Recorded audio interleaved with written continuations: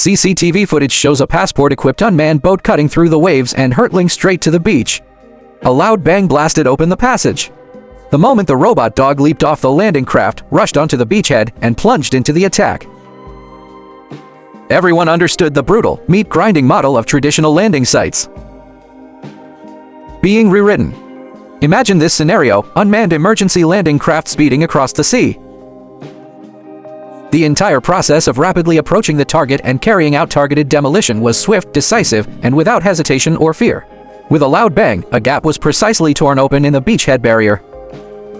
The unmanned transport boat then successfully delivered the 4 robot dogs and wheeled robots ashore. The robot dog randomly deploys reconnaissance markers, a series of actions including tilting angles and even self-destruction. Wheeled robots methodically transported supplies to the beachhead. And the personnel operating these devices. He was currently in the cool command cabin, intently watching the screen and directing the remote combat. The Normandy landings at Omaha Beach in Saving Private Ryan, a 6-hour adventure. More than 3,000 lives were lost on Perry Island. The island was revitalized in 3 days, and after 2 months of fighting, the casualty rate was 70%. Every step of the beach landing, from securing the passports to the firing positions, required soldiers to carry the burden with their own flesh and blood. Beach landings are a veritable meat grinder. Now, the Type 076 amphibious assault ship has emerged. We not only possess giant landing ships capable of carrying fighter jets. Furthermore, they possess the key forces that rewrite the rules of amphibious landings, unmanned surface vessels, and modern aircraft landing ships. A completely new logic for amphibious operations was born from encountering unmanned surface vessels equipped with robot dogs. The Type 076 amphibious assault ship can carry unmanned aerial vehicles, UAVs, and helicopters, achieving air suppression and vertical landing with unmanned surface vessels. The first to land were machines, not soldiers. They were fearless. There will be no fatigue and no injuries. Before the large-scale amphibious landings began, unmanned surface vessels were the bravest trailblazers. Unmanned surface vessels USVs took the lead in clearing mines, breaching obstacles, and removing all barriers on the beachhead. Unmanned transport vessels carrying combat robot reconnaissance equipment directly deploy multiple enemy firing positions and mark danger zones on the beach. Attack unmanned surface vessels search for and monitor anti-drone targets on the periphery. Countering small boat harassment creates an impregnable outer security barrier for the landing forces. Many people say that unmanned equipment is meant to replace soldiers, but the truth is quite the opposite. Our unmanned equipment. It was never meant to replace human equipment. Rather, it was to replace people in the most dangerous trials of life. In those days, we had no choice. Technology is advancing now. We do not want to see our soldiers use their flesh and blood to fight against the Iron Torrent again. High-risk missions include single-headed breakthrough, rational reconnaissance, firepower luring the enemy, and obstacle clearing. Hand it all over to the machine. The threat of surveillance cameras has been largely eliminated, allowing soldiers to command operations from a safe distance. Steadily progressing from manpower-based beachhead assault to machine-based beachhead assault, from flesh and blood charges to intelligent group defense. This is the true direction of evolution for modern amphibious warfare. Intelligent unmanned equipment is making beach meat grinders a thing of the past. Use technology to share risks and intelligence to gain initiative. Let victory no longer be a ticket to soldiers' lives. This is not only a tactical upgrade, but also a commitment to the mission of peace. If Deng Xiaoquan's spirit could see today's 076 and unmanned surface vessels, what would you say to him?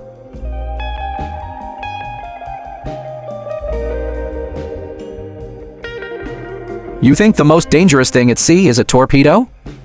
Actually, a slower weapon is now more deadly. The small boat in the picture has no crew. His only task was to crash into it. This is a suicide unmanned surface vessel USV, a type of remotely controlled maritime attack platform loaded with explosives. Its most distinctive feature is not its power, but its small size and its ability to sail close to the sea surface. Its extremely low radar reflectivity makes it easily overlooked in complex sea conditions. More importantly, the control method. It can be controlled in real time to change course at any time to bypass interception or even temporarily select targets. Once launched, a torpedo is like a bullet. It's more like an unmanned bomb vehicle that can turn at any time. Once costs are reduced, the tactics completely change. These small boats can appear in large numbers and approach simultaneously from multiple directions. Defense systems have difficulty intercepting all of them. Simply put, it's not a more powerful weapon, but rather amplifies the threat in a cheaper way. As warfare becomes increasingly dehumanizing, the real game changers are often not the most advanced equipment. And it's the type that's hardest to defend against. A race to develop unmanned surface vessels has begun in the Asia-Pacific region. Armies around the world are moving at an unprecedented speed. The race to develop and deploy unmanned vehicles on both the surface and underwater. The role of unmanned surface vessels in modern global naval warfare is self-evident. Ukraine, thanks to him, defeated the Russian Black Sea Fleet in one fell swoop, except for the attack mission. Unmanned surface vessels have also demonstrated remarkable flexibility in humanitarian relief and tactical support, according to Dr. Peng. In early June of this year, a 24-meter-long Pirate unmanned surface vessel was deployed for the first time in a real-world rescue operation. The crew successfully rescued the U.S. Army Apache helicopter that crashed into the sea off the coast of Oman. The high cost-effectiveness of unmanned surface vessels in the modern arms race, which often involves billions of dollars. It has become an asymmetric weapon. The cost of an unmanned surface vessel is only a few $100,000. Even far less than the cost of a modern US torpedo. This low-cost, high-destructive characteristic allows troops to. A military with a relatively limited budget can play a role. In addition to the leverage effect of achieving big results with small investments, the strategic value of unmanned surface vessels is irreplaceable. They are capable of carrying out missions in extremely high-risk areas. Let the Navy deploy its most valuable officers and soldiers with its main warships. Remaining outside the enemy's firing range is a well-known aspect of the military competition in the Asia-Pacific region. Primarily at sea, as Australian Defence Minister Malice. At the Shangri-La Dialogue in May this year, it was said, "The strategic environment in our region is the most complex. The most competitive field is undoubtedly the ocean, therefore in recent years. A maritime arms race centered on unmanned surface vessels has rapidly emerged in the Asia-Pacific region." Commander of U.S. Navy Unmanned Surface Ship Squadron, Colonel Garrett Miller stated in April of this year, "By 2030, the U.S. military will deploy thousands of small unmanned surface vessels in the Asia-Pacific region. Several U.S. defense companies are currently investing heavily in the research, development, and mass production of unmanned surface vessels USVs. The United States also increased its aid to allies such as the Philippines in June of this year, providing them with unmanned equipment. The United States provided 4 underwater unmanned vehicles to the Philippine military. In addition to assisting in improving maritime monitoring capabilities, in May of this year, the United States, the United Kingdom, and Australia reached a consensus within the Bacchus framework, committed to jointly develop unmanned maritime vehicles to accelerate new breakthroughs in unmanned surface vessel technology. Japan also views unmanned surface vessels as a lifeline for national security. According to Dr. Peng, Japan has allocated approximately $600 million this fiscal year, used for purchasing coastal defense drones and in cooperation with several military industry giants such as Mitsubishi Heavy Industries. Signing R&D contract. In a recent interview, Japanese Defense Minister Shinjiro Koizumi frankly admitted, due to Japan's serious declining birth rate, drones and unmanned surface vessels are crucial military technologies for Tokyo. However, the most aggressive investment in this Asia-Pacific unmanned naval warfare competition is, the largest country is actually China. The PLA is well aware of unmanned vehicles' key role in future conflicts. This astonishing speed of building its own unmanned wind swarm, Dr. Wang emphasized throughout the Asia-Pacific region. No country has invested more in unmanned maritime vehicles than China. The military parade in September 2025. The People's Liberation Army showcased several large underwater unmanned vehicles at the ceremony.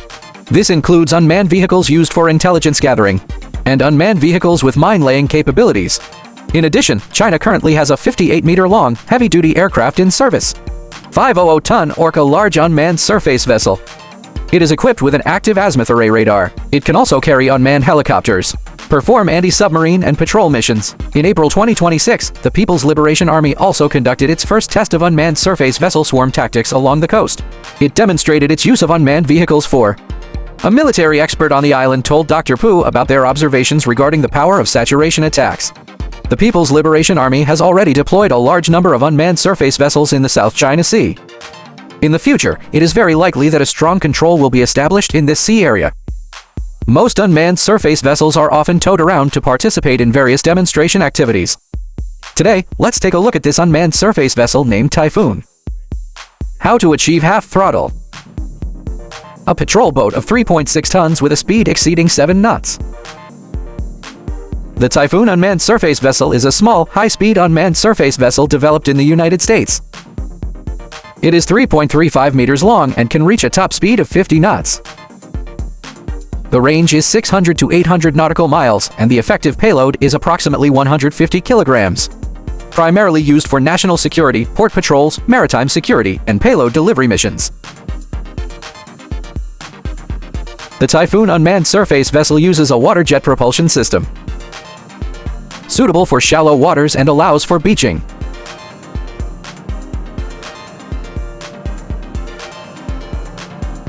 The interface of the broken boat also includes a half-screen or interface, cameras for operators to observe and control the boat. Once the obstacle-breaching boat arrives at the worksite, the operators will confirm the launch. Activate the projectile system inside the hull. All ammunition launched at once. The design of the obstacle-clearing missile takes into account many factors, such as the capacity of the propellant charge. The walking range and required explosive energy are limited by this bag, but it is lighter and easier to fill than the previous bag. The estimated weight is between 30 and 50 kilograms. According to publicly available information, obstacle course projectiles have a high launch velocity. They can be fully submerged in water within 2 to 4 seconds. The estimated entry distance is between 7 and 20 meters. It is excellent for frontline assaults. Cylindrical high-explosive shells were launched as they approached the beachhead. It can detonate landmines and destroy the bottom-mounted and floating mines of Guisha village. The specific combat use of obstacles such as triangular cones. Unmanned obstacle-breaching vessels are transported to the operational area by transport ships. Then it is lowered into the water via the slide rail. Travel along the route preset by the operator. After reaching the obstacle crossing area under precise remote control, launch the rocket obstacle crossing projectile. From a tactical perspective, the use of this unmanned surface vessel reduces the risk of personnel casualties during amphibious operations. This improved combat efficiency and success rate, showcasing a new trend in unmanned maritime combat equipment. Alright, that's all for today's topic. If you like my videos, please like and follow. I'm Dagu, and I'll guide you through a different kind of science popularization. See you next time!